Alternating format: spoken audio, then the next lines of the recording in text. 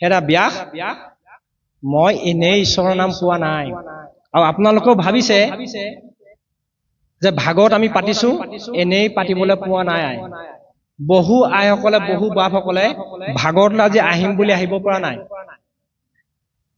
কোনোবাই 10 টকা বৰঙণি দিম বুলি ভাবিও দিব পৰা নাই ভগৱন্তই যিজনক আনিব লাগে তেওঁ যিজনৰ পূৰ্বজন্ম কৰ্ম সংস্কাৰে এইটো জন্মৰ মনৰ ভাৱনাৰে ভগৱন্তৰ চৰণত সেৱা কৰিম বুলি ভাবিছিলে সেইজনকহে আনিব দেই যিসকলৰ পূৰ্বজন্মৰ সংস্কাৰ নাই এইটো জন্মটো ভবা নাই সেইসকলক ইয়াত 10 টকা দিয়াবলৈ তেওঁ ভগৱন্তই বাধা কৰি থৈ দিব কেনেকে 10 টকাটো নাইকিয়া কৰিব তেওঁ ক'ব নোৱাৰে ভকতৰ ওচৰত দিম বুলি ভাবিছিলে কিন্তু তেওঁ মনতে দোকানখন দেখাৰ লগে লগে বোলে ল'ৰাটোলে চকলেট এটা নিব লাগে নহয় তেওঁ চকলেটকে 10 টকা কিনি লৈ যাব এই 10 টকা দিব নোৱাৰিব কেলে ভগৱন্তই এইটো গ্ৰহণ নকৰিব যে আপোনাৰ পুণ্যৱান দিব আপোনাৰ ওপৰত যোগেদি এই সমাজখন প্ৰগতি হ'ব উঠি অহা প্ৰজন্মই বুজি পাব গতিকে তাৰ কাৰণে আপোনাৰ বাবে আজি এটা বস্তু লওক সেইটো আমাৰ পাতকিপা ল'ব নালাগে আমি মাত্ৰ অন্তৰংগ এটা আলাপ কৰিছো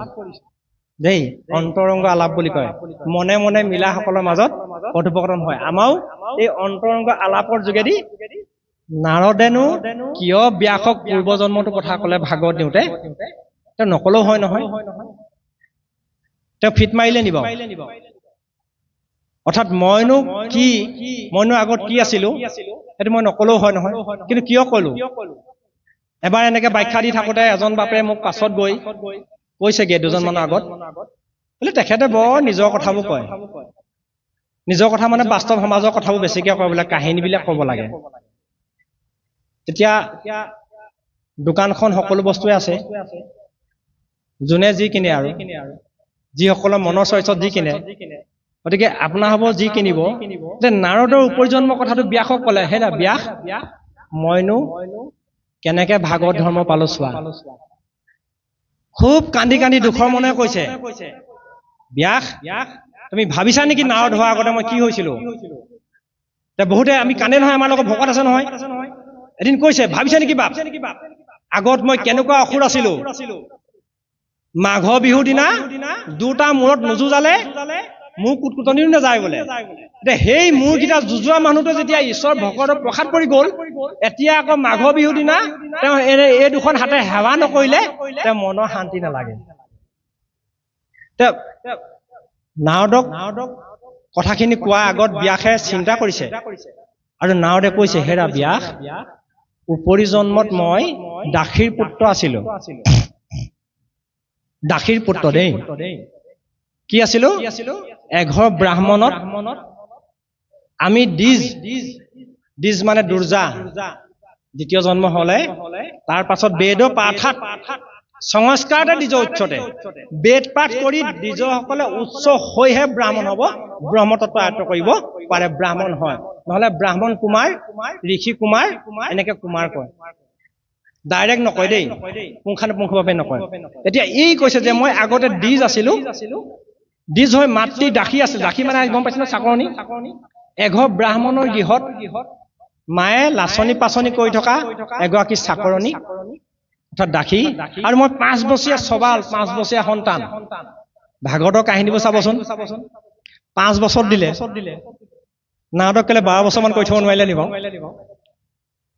হয় 11 বছৰ নহয় 12 বছৰ 13 বছৰ 14 বছৰ 15 বছৰ 25 বছৰ সম্ফল দেখাও কৰি থব পাৰিলে কিন্তু নাৰদক কৰিলে 5 বছৰীয়া সবাল গতিকে আমি এইবিলাক বুটলি ল'ব লাগিব দেই এই যেতিয়া 5 বছৰীয়া সবাল হৈ আছিলো অৰ্থাৎ দাসী কুমাৰ হৈ আছিলো মাতৃয়ে লাচনি পাচনি কৰি থাকে মই ঘূৰি ফুৰো লগতে সহায় কৰি থাকো এবাৰ চাৰিওফালে বানপানী হ'ল 4জন সিদ্ধ পুৰুষ সেই ব্ৰাহ্মণৰ গৃহলৈ আহিলে সেই সিদ্ধ 4জন আহি ব্ৰাহ্মণৰ গৃহতে থাকিব ললে পানী শুকোৱা নাই গতিকে তেওঁলোকে শুই উঠিব পৰা শয্যাগত অৰ্থাৎ টোপনি যোৱালৈকে ঈশ্বৰৰ কথা পাতে ঈশ্বৰৰ খাদ্যই খায় প্ৰসাদ ৰন্ধন কৰে ময়ো তেওঁলোকক সেৱা শুশ্ৰূষা কৰি থাকোতে তেওঁলোকৰ কৃষ্ণ কথা মুখেদি শুনো মুখেদি ব্যক্ত কৰে মই শুনো তেওঁলোকৰ উচিষ্ট ভোজন কৰো উচিষ্ট দুবিধ এবিধ এইটো বনাই দিয়াটো খায়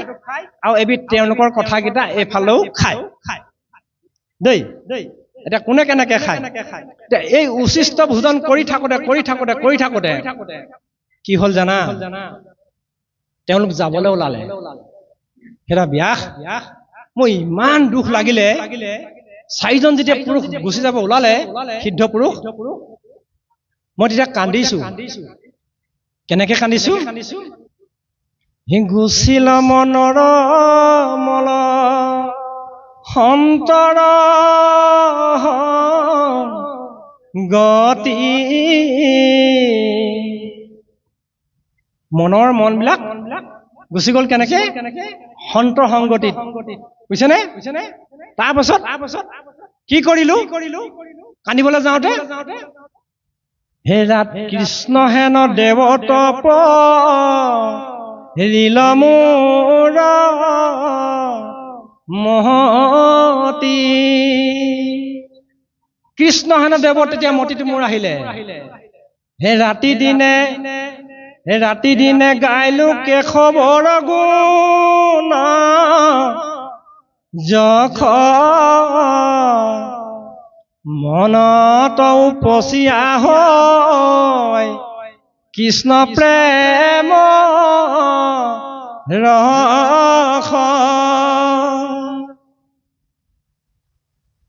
মাষ্টাৰ ডিগ্ৰী কৰি আছো সৰুৰ পৰা ঘৰখন এটা পৰিৱেশ আছিলে দেউতা গোসাঁইৰ লগত অৰ্থাৎ আটা পুৰুষৰ লগত থাকি থাকিয়ে জীৱনটো শেষ কৰিলে শেষত আটা পুৰুষৰ লগত ভকত হ'ল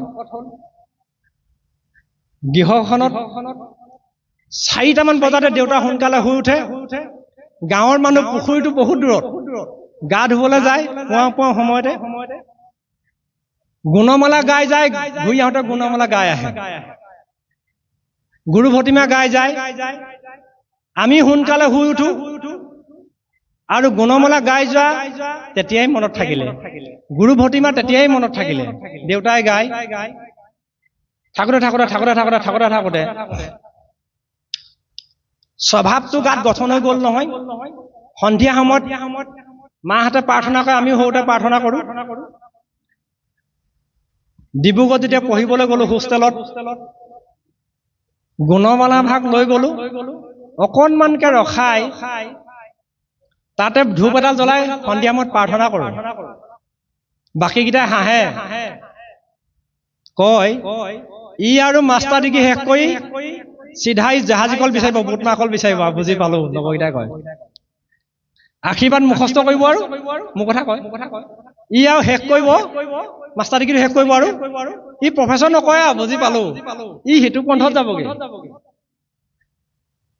এই ভাৱনাটোকে কৈ থাকে ধেমালি কৰি থাকে মোক আৰু কৰোঁতে আমিও প্ৰাৰ্থনা কৰি থাকোঁ ভকত সংগ পোৱা নাছিলো এনে বহু লোকৰ সংগ পাইছো ভকত সংগ পোৱা নাছিলো এবাৰ আমাৰ জীৱনটো কৈছো দেই নাৰদৰ লগত আমাৰ জীৱনটো কৈছো নলবাৰীত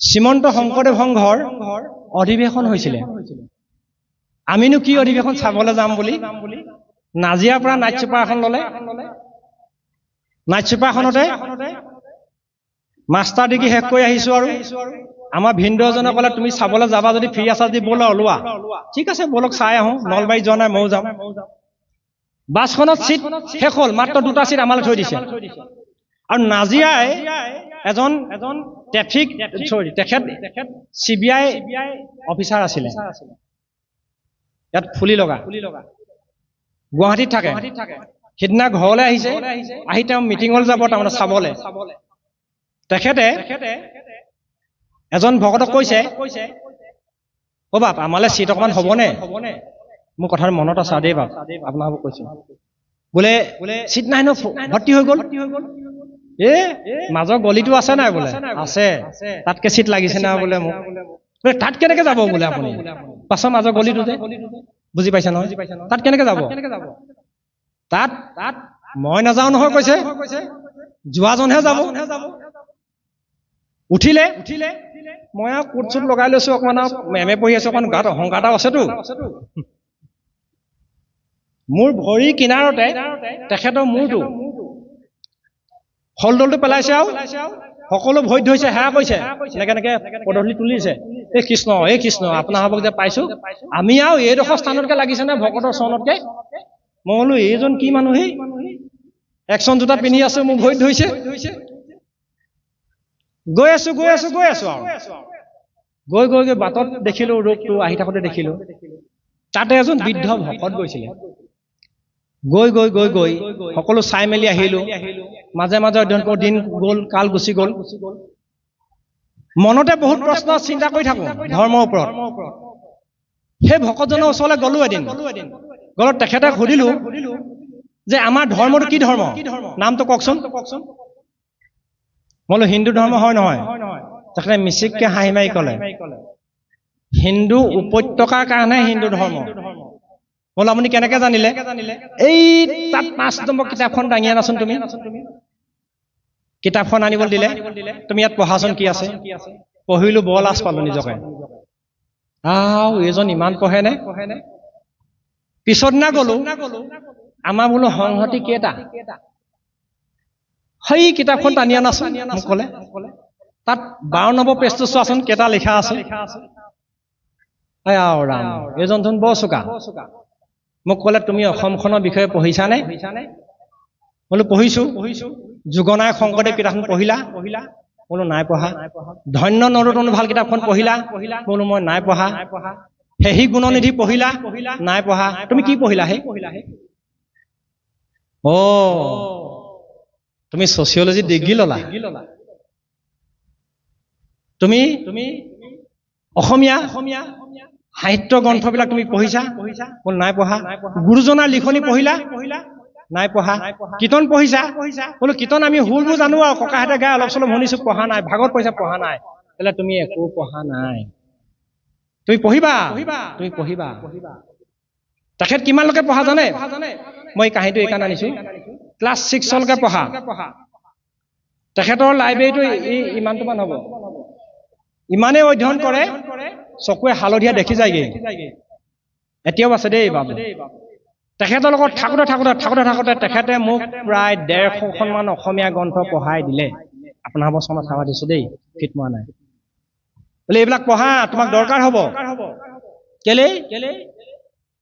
একোজন পুৰুষৰ একোটি হেঁচাই বহুত যুগ আগবাঢ়ি যায়, একোজন পুৰুষৰ একাষাৰি কথাই বহুজনৰ হিয়া যোৱায়। তুমি এনেকুৱাতে হেঁচা মৰা, তোমাৰ গাঁওখন যাতে উত্তৰণ ঘটি যায়।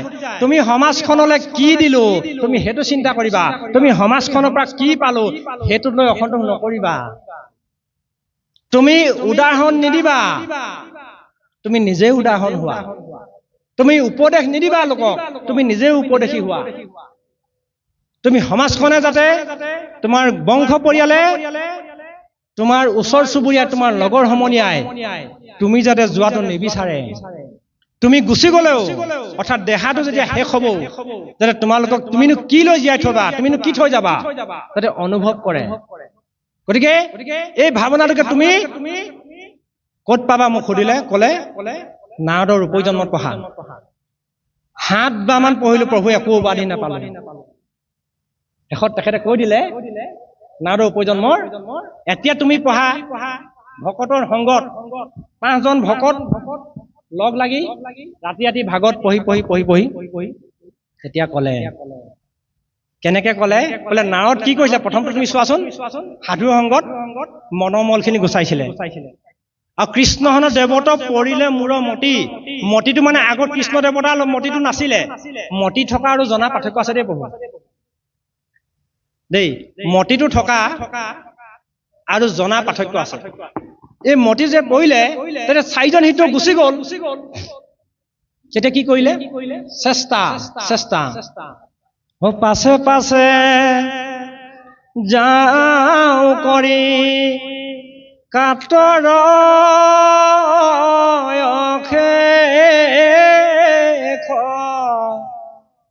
গুৰু হব কিছু দিও ভক্তিও পদেশ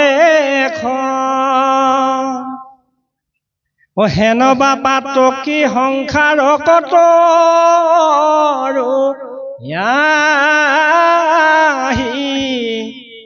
মুনিয়া হৃদয় ভৈলা চাৰিও সন্যাসী উলটি ধৰিয়া মোক কহিলা চাখ পৰম ৰহস্য কথা কৰিলা প্ৰকাশ। গতিকে নাৰদে যেতিয়া 4জন সিদ্ধৰ পাছত গৈ কাকুতি কৰিলে, হে প্ৰভু আমাক দিয়ক দিয়ক দিয়ক। ভকতি কথাবোৰ এনেকুৱা নহয় যে গুৰুজনে ক'ব দিয়ক মোক দি দিওঁ, এই গুৰুজনে আপোনাক এনেকে আহিলে খুজিলে দিব, সেইটো নহয়। অকমান ভকতি কথাবোৰ সোধা খোজা অভ্যাস স্বভাৱ আৰু কাকুতি কাপুণ্যৰ লগত জড়িত হৈ থাকে, নহলে ই শ্ৰদ্ধা নাথাকিব নহয়। গতিকে এই 4জন সিদ্ধক যেতিয়া কাকুতি কাপুণ্যকৈ খুজিলে, পৰম ৰহস্য কথা কৰিলা প্ৰকাশ, পৰম ৰহস্য তত্ত্বটো প্ৰকাশ কৰি দিলে। পাকটো এতিয়া তাতেই জেলেপি পাকটো আছে। আমি কওঁ আগতে ভাগৱত বৰ জেলেপি পাক পঢ়ো, এনে কাহিনী সকলো জানো আমি। এতিয়া পাকটো কি লাগিলে ক'ত চাব দেই। এতিয়া নাৰদে পিছে কি কৰিলে, এই ৰহস্যটো জানিলে, জানি কি কৰিলে, এৰাইলো নগৰ গাম নদ নদী দেশ, ঘোৰ অৰণ্যত ভৈলো আপুনি প্ৰৱেশ।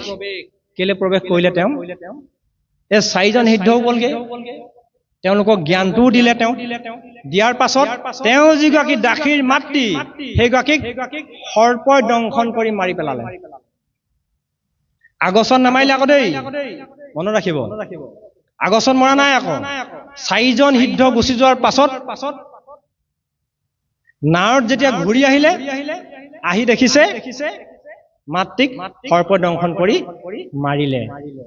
মৰাৰ পাছত তেওঁ মনত বৰ দুখ আহিলে, আৰু কি কৰিলে, তেওঁ উত্তৰ ফালে গমন কৰিলে, উত্তৰ ফালে, আৰু গমন কৰি তেওঁ ঘোৰ অৰণ্যত প্ৰৱেশ কৰিলে।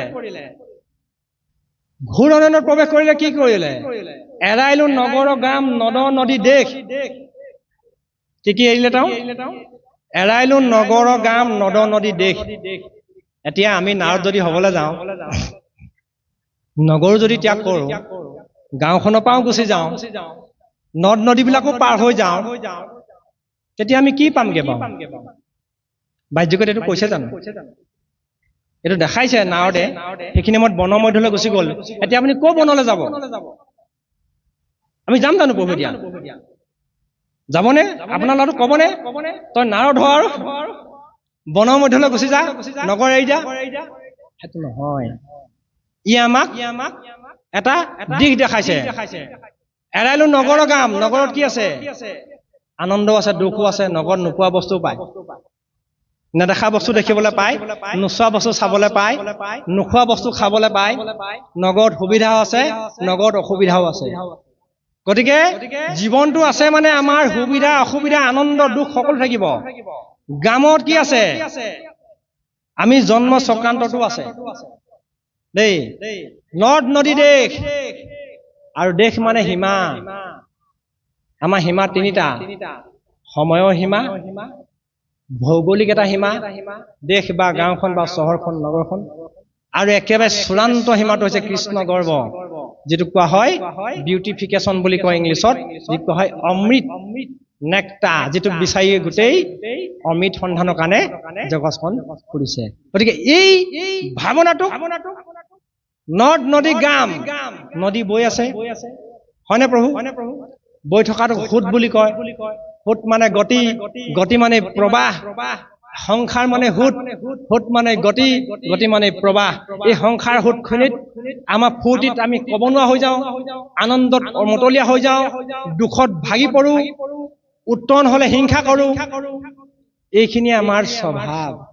এইখিনিৰ মাজতো আমি যাতে উটি ভাহি নগৈ, সেইকাৰণে নাৰদে বনৰ মধ্যে প্ৰৱেশ কৰিলে। আৰু কি কৰিলে? বনৰ মধ্যে দেখিলো বিচিত্ৰ সৰোবৰ,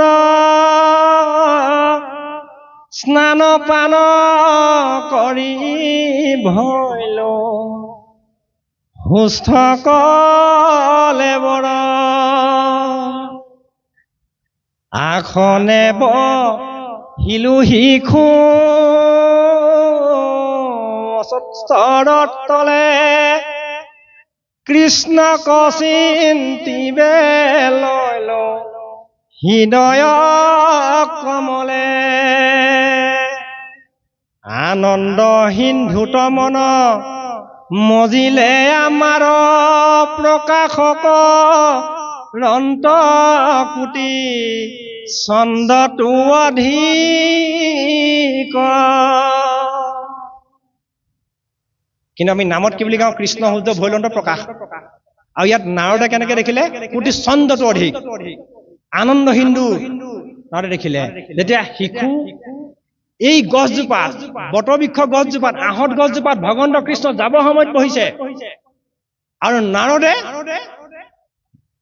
কি হৈছে দাসৰ পুত্ৰ হৈছে ধ্যানত মগ্ন হৈছে যেতিয়া তেওঁ মাতৃ দাসী মৃত্যু হৈছে তেওঁ আহি ইয়াত বহিছে এই গছজোপাত গছৰ জোপাত চাব প্ৰথম স্কন্ধত গছজোপা আছে আৰু একেবাৰে একাদশত গছজোপা আছে দেই এই বটবৃক্ষজোপা আমি বিচাৰ কৰি ল'ব লাগিব প্ৰভু মস্ত এইজোপাত বহিলেহে ভগৱন্ত কৃষ্ণ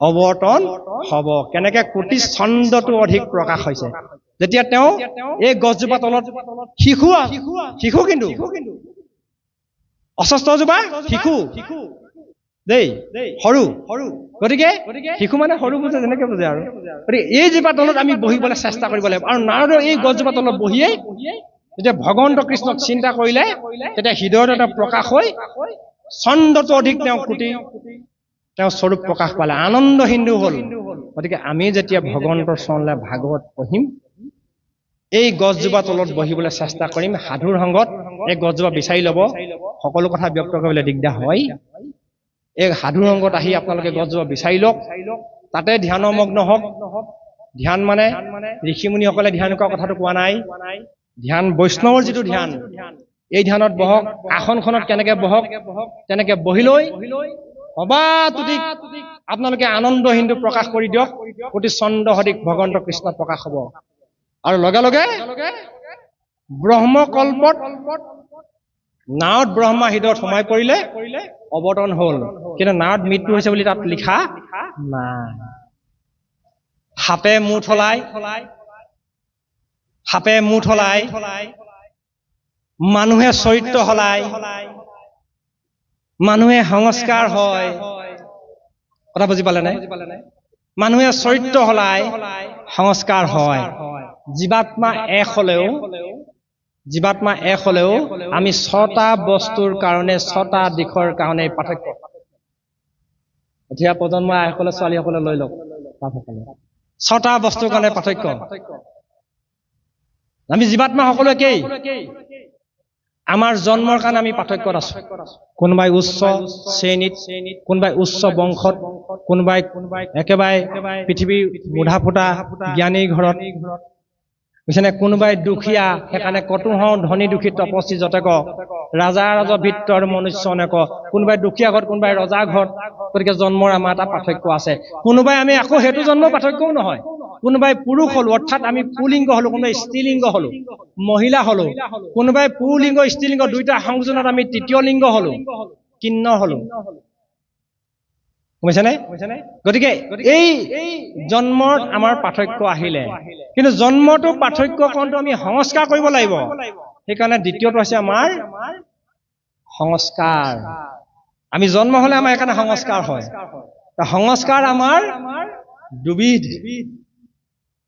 বেদাচাৰ লোকাচাৰ দেখাচাৰ বুজিছেনে এতিয়া এটা জন্ম হোৱাৰ লগে লগে আমি বেদাচাৰ সংস্কাৰ হয় জন্ম হলে আনন্দ দুখ নাই গতিকে চোৱা নাই ভাগৱতৰ দৃষ্টিত কৈছো দেই কোনোবাই অনুষ্ঠানে পালন কৰিছে মন নকৰিবলৈ কোৱা নাই আকৌ নাভাবিব দেই বোলে ইনো ক'ৰ পৰা আহিলে বোলে আমাক ক'বলৈ সেইটো নহয় জন্ম হলে আনন্দ হয়নে প্ৰভু আপোনাৰ সন্তানটো জন্ম হৈছে কিমান আনন্দ দুখত চোৱা আছে সুখ আমাৰ কোনোবা এজন ঢুকালে মনটো দুখ হয় দুখত চোৱা হয় দেই গতিকে আনন্দত চোৱা নাথাকে কিন্তু আমাৰ সংস্কাৰ এটা থাকে সংস্কাৰ কি মাতৃ গৰ্ভেদি জীৱটো বাজ হৈ আহোঁতে আমাৰ কিছুমান জনিজাত হৈ আহিবলগীয়া হৈছে তাকো যুগ অনুসৰি তাক তাৰতম্য হৈছে আকৌ গতিকে সেই জুনিদ্বীপ আহোঁতে আমাৰ যিখিনি কৰ্তব্য আমাৰ যিখিনি চাফ চিকুণ এইখিনি কৰি আমাৰ ঈশ্বৰৰ নামেৰে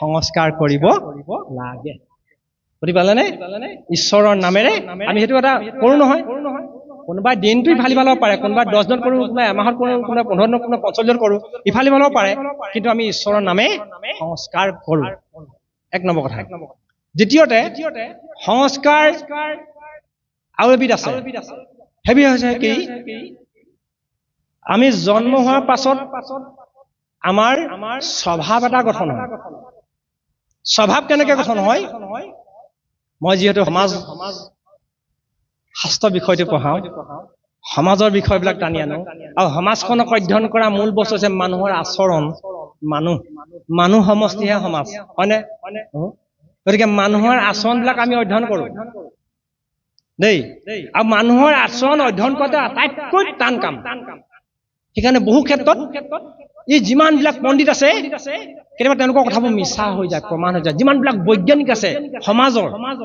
সমাজৰ যিবিলাক যুক্তি দিয়ে এইবিলাক মিছা হৈ যায় কেলে মিছা হৈ যায় মানুহৰ আচৰণ এটা সময়ৰ পৰা অন্য এটা সময়লৈ পৰিৱৰ্তন হয়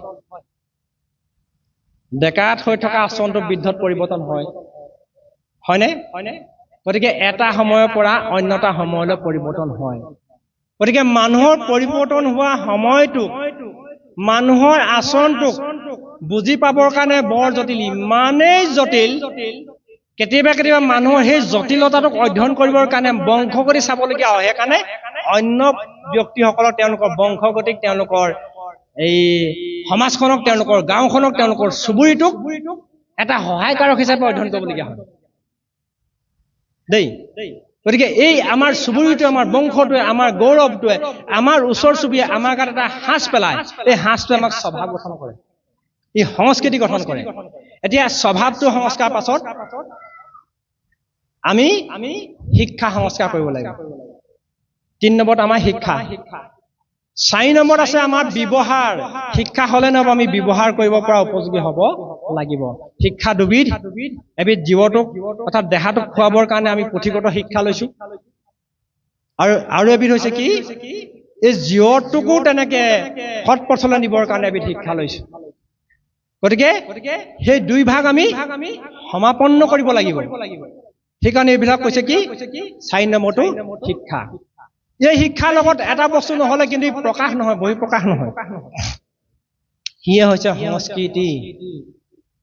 সংস্কৃতি গতিকে সংস্কৃতি অবিহনে এখন সমাজৰ চিনাকি নাই এজন পুৰুষৰ চিনাকি নাই গতিকে এই সংস্কৃতি আমাৰ প্ৰয়োজন হ'ব আৰু শেষৰটো হৈছে কি অভ্যাস আৰু জ্ঞান অভ্যাস আৰু জ্ঞান যদি নহয় তেতিয়াহ'লে আমি সংস্কাৰ হ'ব নোৱাৰো আৰু এই অভ্যাস জ্ঞান গোটেইখিনিকে সংস্কাৰ কৰিবৰ কাৰণে আজিৰ পৰা 550 বছৰ আগতেই অসম মুলুকত গুৰুজনে সংস্কাৰ দিলে আমাক কেনেকে দিলে আজিৰ পৰা 550 বছৰ আগতেই অসম মুলুকত গুৰুজনে সংস্কাৰ দিলে আমাক সেইটোৱে চূড়ান্ত সংস্কাৰ এই সংস্কাৰ হৈছে আমাৰ শৰণ সংস্কাৰ ইয়াতকৈ আৰু সংস্কাৰ নাই গতিকে এই শৰণ ভাগ যিসকলে গ্ৰহণ কৰা নাই যিসকলে শৰণৰ আশ্ৰয় লোৱা নাই ঈশ্বৰৰ আশ্ৰয় লোৱা নাই সেইসকলে জীৱাত্মাটো সংস্কাৰ কৰিব পৰা নাই গতিকে দেহটো সংস্কাৰ লগতে জীৱাত্মাটো সংস্কাৰ হ'ব লাগিব হে প্ৰভু মস্ত পাঠকি বাপ দুজনক মই চাই আছো বহু দেৰি ৰৈ আছে অকণমান তেওঁলোকৰ পদ্মমুখে ভাগৱত শুনি লওঁ সংস্কাৰখিনি সংগতি ৰাখি নাৰদৰ এই 28,000 ঋষিমুনিৰ পৰা নাৰদৰ ব্যাসৰ সংস্কাৰলৈকে আপোনালোকৰ চৰণত আগবঢ়াইছো গতিকে সেইখিনি গ্ৰহণ কৰাৰ পাছত